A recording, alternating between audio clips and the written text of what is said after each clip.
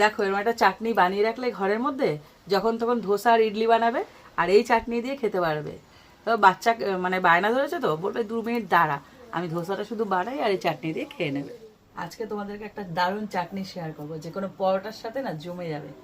অথবা কি বলতো, অনেক কিছুর সাথে খাওয়া যায়, সেটা হলো বাদাম, নারকেল, আরও অনেক কিছু পড়বে। এ তো সবে শুরু। তো চলো শুরু করি। আমি একটা মাটির তাওয়া নিয়ে নিয়েছি, পুরো বসিয়ে দিয়েছি। এর মধ্যে দিয়েছি বাদাম। প্রথমে বাদামটাকে একটু ভেজে নেব।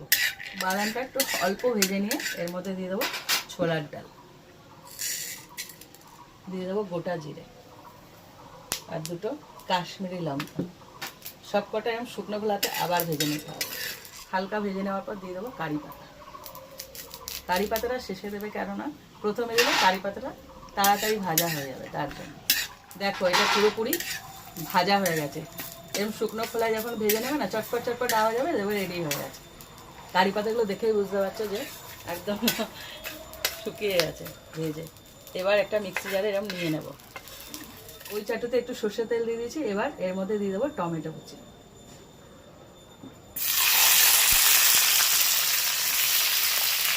এবার টমেটোটাকে পুরো যতক্ষণ না নরম হচ্ছে ভেজে নিতে হবে। দেখো সম্পূর্ণ ভাজা হয়ে গেছে। আর দেখো খোসাগুলো এমনি আলাদা হয়ে যাচ্ছে। আমি বসে বসে খোসাগুলোকে আলাদা করে ফেলে দিচ্ছি। খোসাগুলো দরকার নেই।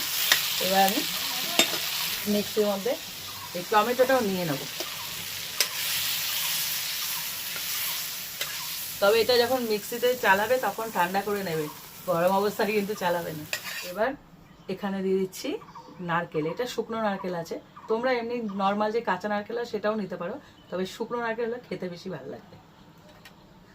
এবার এটাকে ব্লেন্ড করে নেব। এই দেখো পুরোপুরি ব্লেন্ড করে নিচ্ছি একদম মিহি করে। তাওয়াতে আমি আর একটু তেল দিয়ে দিচ্ছি। এবারে যে ছোকটা বলে না, মানে ফোড়ন, সেটা দিতে হবে। দিয়ে দিচ্ছি কালো সর্ষে আর কারি পাতা।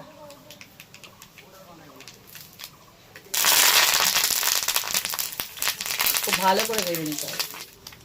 দেখো একদম চাটু থেকে নিয়ে সোজা চাটনিতে। হ্যাঁ, এবার দিয়ে দেবো লবণ স্বাদ অনুযায়ী। এবার ভালো করে মিশিয়ে দেবো। এটাকে তোমরা স্টোর করেও খেতে পারবে। দেখো চাটনিটা তো রেডি হয়ে গেল। ঠিক একইভাবে এই প্রসেসে তোমরা বানিয়ে দেখো, পুরো মনে হবে দোকানে বসে খাচ্ছ। হ্যাঁ।